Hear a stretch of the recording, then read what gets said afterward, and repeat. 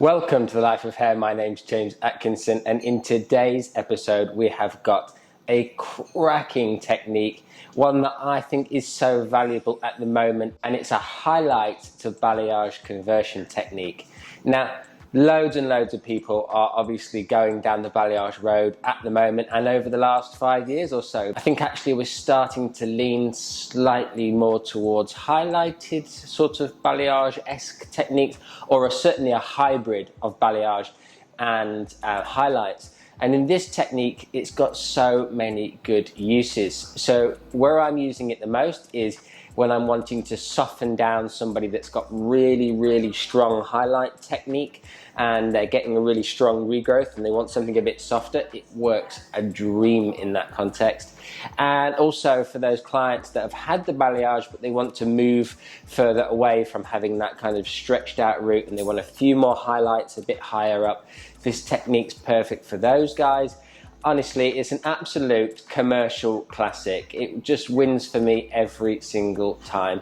So I hope you enjoy it, and if you do, then obviously share it with your friends, subscribe, hit that thumbs up button, but most of all, chat to me in the comments. I love talking to you about your hair dilemmas in the comments, and I'll see you again next week for another episode of The Life of Hair. Have a great week. This is a super simple technique, but mega effective. It's really an adaptation of what we used to do, which was tints and highlights. We start in the front hairline here, using a diagonal section to create beautiful softness. The first two foils go in virtually back to back with no more than 2 millimeters spacing in between each of the foils.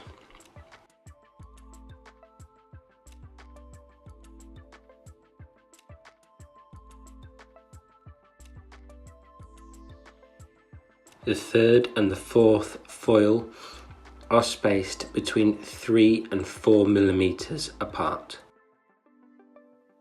I don't put any more than 4 foils in the sides for this particular technique. However, if you want to put more in, that's entirely up to you. Always make sure that the hair is well saturated with lightener. We follow the same principles on this horseshoe section on the top. The first 2 foils go in very close to the hairline with no more than 2 millimeters spacings. Good saturation is very important, as with all foiling and bleaching techniques. I work this technique from side to side. I put my right foil in, then my left, and so on and so forth. I much prefer to work this way with a lot of foiling techniques like this, but it is entirely your call.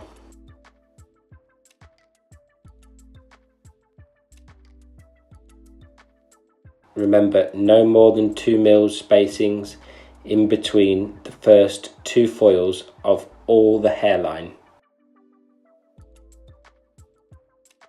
Then the third and the fourth foil are at 3 or 4 mils spacings, dependent on how many foils you want to get in the hair. Once you've put these foils in, then drop the hair into natural fall. This is super important. From this point, you will work your way round, pivoting until your last foil is vertical in the crown. You'll see what I mean in just a moment.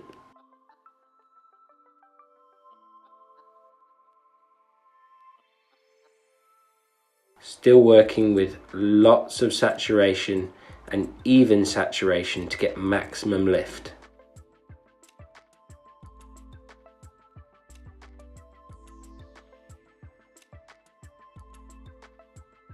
At this point, I could be between 6 and 8 mils gap between each of my foils, dependent on the desired outcome of my look. The bigger the gaps, the finer the weaves have to be.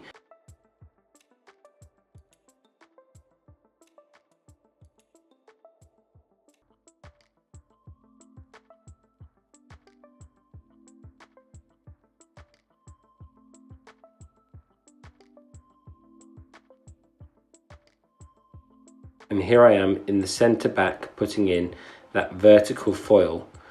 As this hair falls naturally, it will be a beautiful ribbon of light travelling down the back of the head. This helps to connect in any existing lightness through to the ends.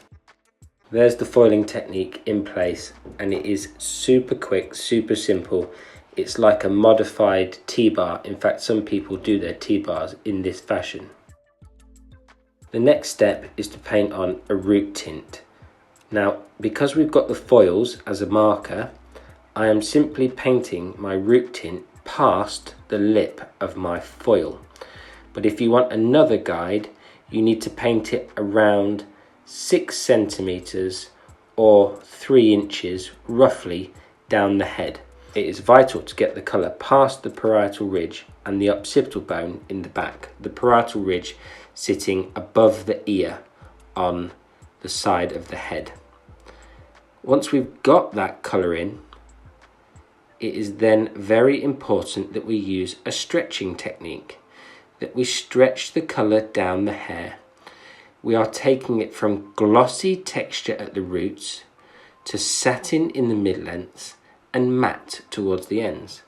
If you want to know more about this, then you can check out the video in the card on the top right hand side of the screen now, and I will explain it in full detail. This is a vital technique of a lot of modern root blends and stretches.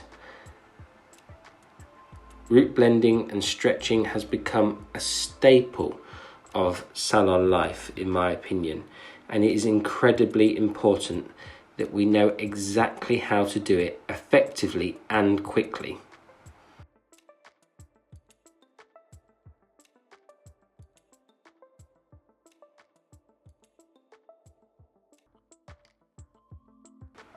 And there it is, all finished. A very, very quick technique to use in the salon with absolutely outstanding results.